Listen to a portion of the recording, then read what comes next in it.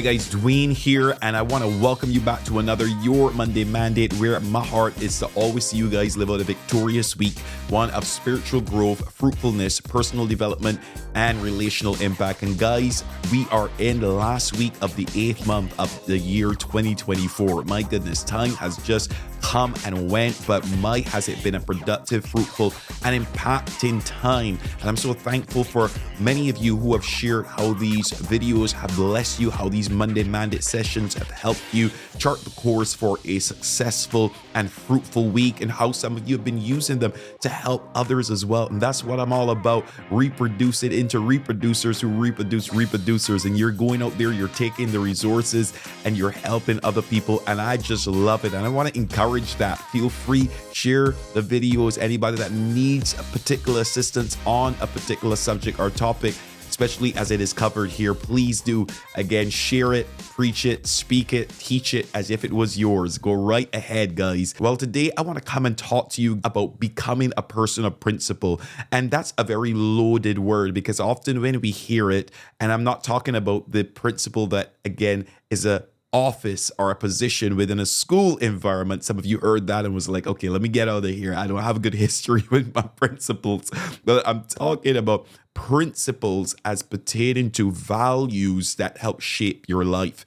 And by definition, the word principle speaks of fundamental truths that act as the foundations for the system of belief that we have, or the behaviors that we produce, or as well our ways in which we think, our reasoning. Okay. And so principles are important, and all of us have principles. All of us are inspired by principles, by values, whether good or bad, whether we know it or not. And it's important for us to be intentional about this particular area of our life, because if we want to change our course, then we do have to change our thinking. We can't just make a decision to change our actions, because yes, you can do that, but you will burn out. You will lose momentum. But when you begin to change your thinking, then it begins to affect your behavior in a positive way. And now your behavior is being fueled from a place of strength as opposed to a place of striving. But in order to deal with your beliefs, you have to deal with what is at the foundation of those beliefs, what inspires them.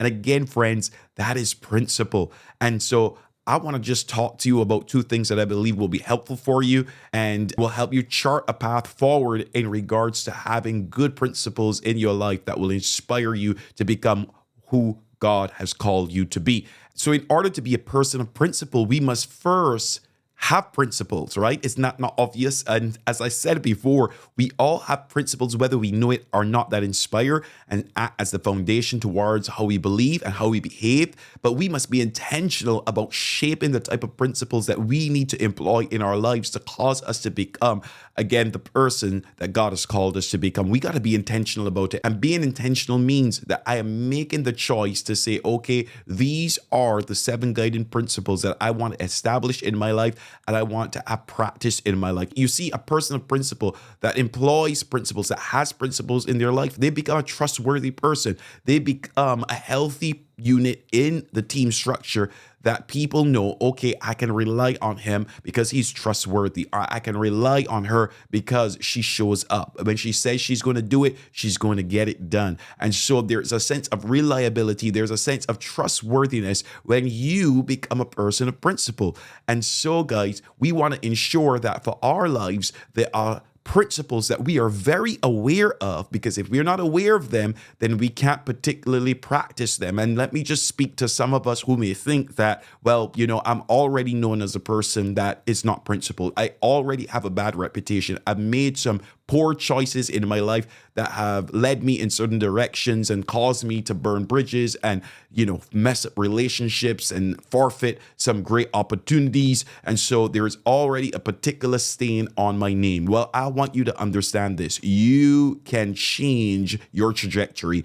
It is not impossible throughout the Word of God, God took people who were a mess and he brought messages out of their life, again, that shifted other people's lives as he changed them internally. And so nothing is impossible with God. And I want to encourage you that you can start shifting how things look and how you are perceived and how you are received by employing principles. We just have to start. Sometimes it may feel like an uphill climb, as I said, for some of us, because we would have made some messes. But don't let your mess disqualify you from making the decision to say, hey, this week is a new week and I am shifting my life and where I am heading, and I am setting a new trajectory. I am again setting a new course towards the person that I know I am called to be. And so you want to have principles, okay? Don't let, again, your past disqualify you from the potential that you have on the inside of you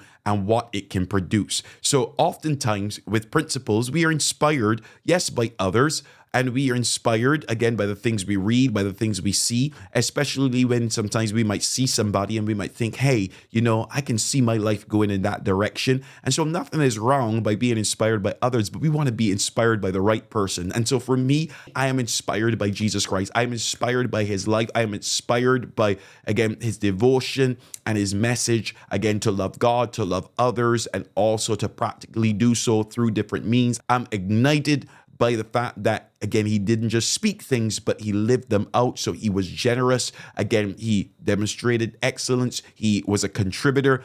There are several core values that Jesus has practiced that are a part of who I am today. Again, we see also in other characters within the Word of God, like Paul, where he would have told those he was discipling, follow me as I follow Christ. And so there is a space where we can be inspired by others as well, where we can say, hey, I want to just sit with you. I need some mentorship. I need some guidance. I see that there are some things in you that I believe are in me as well. Can you help me? And sometimes having that mentorship and putting yourself in circumstances of accountability helps you to set out a course where you can establish core values and principles that will be helpful, again, for your growth process. One of the things I do when I sit with mentees is that I walk them through establishing core values. It's so critically important, again, to have these guiding principles because, again, they are fundamental towards setting the foundation for how you believe, and how you believe will impact how you act. Okay, guys? And so that's number one. Number two is you want to become a person of principle. Well, you're going to have to keep principle. In other words, you're going to have these things in action in your life.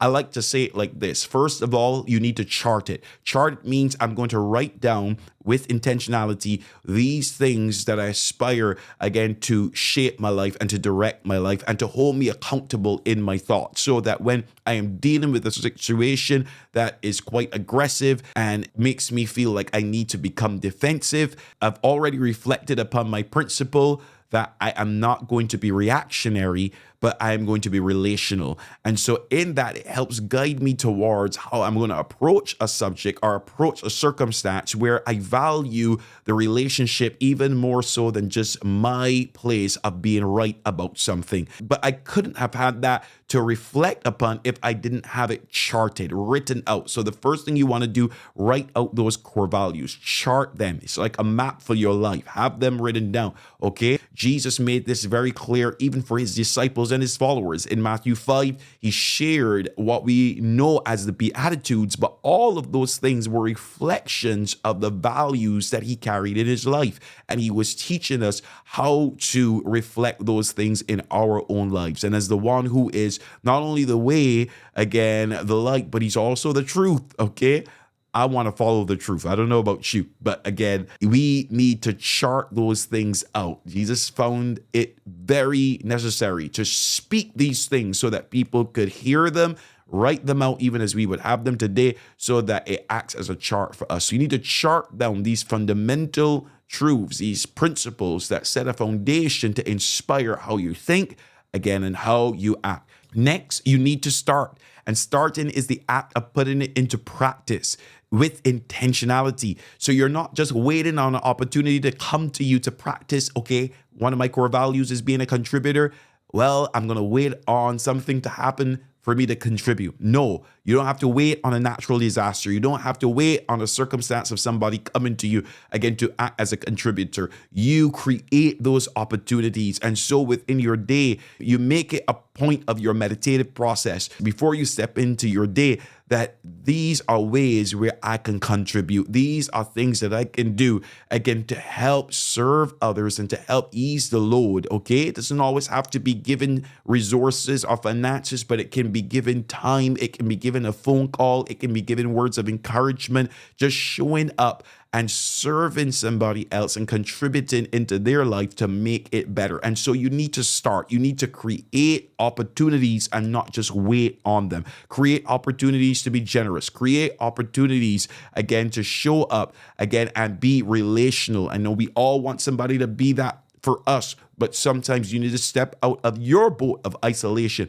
and be that for them.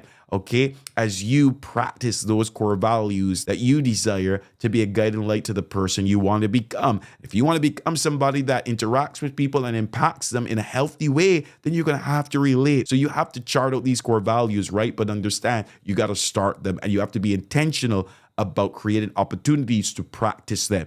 Okay. And after starting, then you need to impart. Imparting is the process of reproducing it in other people. And so you are mentoring others into a place of establishing core values, guiding principles for their own personal life that will help them change the world in a healthy and a positive way around them. And so what do? We chart, we start, and we impart. Come on, say it with me. We chart, we start, and we impart. So guys, this week, I'm going to leave you with that. And I hope that as you step into the new month that is ahead, that you do so having clear values, core values, at least 5 principles that will help you to become who you know you are called to become. Let's be intentional about it. Let's get it, family. Have a good week.